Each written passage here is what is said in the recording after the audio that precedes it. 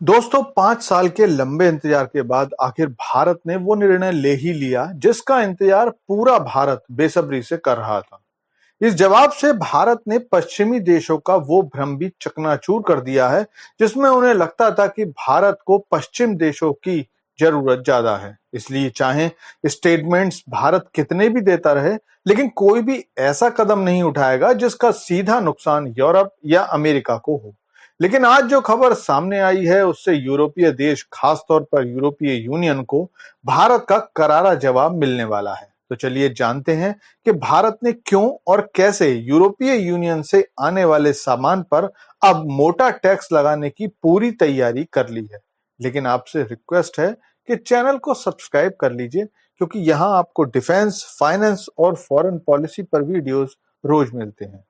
तो दोस्तों, पिछले 2018 से भारत इन यूरोपीय देशों से लगातार कह रहा था कि आपने जो एक्स्ट्रा टैक्स भारतीय प्रोडक्ट्स पर लगाया है उसे या तो खत्म कीजिए या कम कीजिए, क्योंकि ये सारी कार्रवाई नियमों के खिलाफ है। लेकिन इन देशों ने भारत के किसी भी लेटर का जवाब नहीं दिया और हमेशा इस मुद्दे को खींचने का प्रयास ही करते रहे।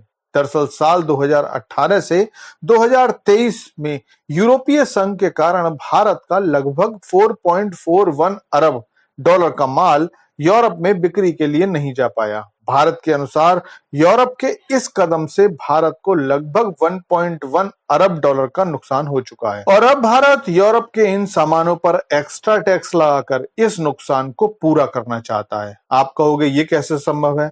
तो देखिए, डब्ल्यूटीओ में जो समझौते हुए हैं उसके अनुसार यूरोपीय यूनियन किसी भी विदेशी सामान को बेचने से तभी रोक सकता है जबकि दूसरा देश उस देश में अपने सामान को एक्स्ट्रा सपोर्ट करके डंपिंग कर रहा हो और जानबूझकर उस देश का लोकल व्यापार खत्म करने की कोशिश कर रहा हो। लेकिन यूरोपीय देश हमेशा से ही भारतीय व्यापार को, या यूं कहें कि एशियाई देशों के व्यापार को, किसी न किसी बहाने से रोकने का प्रयास करते रहते हैं और उसे एशियाई देशों के खिलाफ ब्लैकमेलिंग के हथियार की तरह इस्तेमाल करते हैं।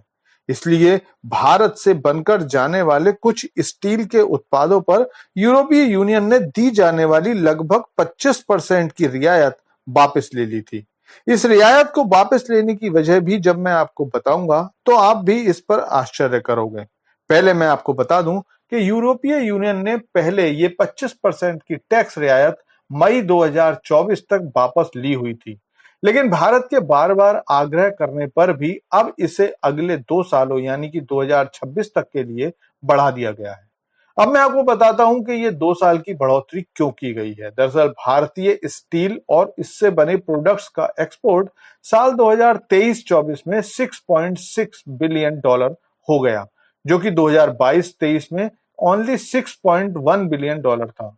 मतलब इस दौरान ऐसा भी नहीं रहा कि भारत अपने माल की डंपिंग कर रहा है, क्योंकि ये बढ़ोतरी केवल 0.5 बिलियन डॉलर की थी, भारतीय मुद्रा में लगभग 4,000 करोड़ रुपए।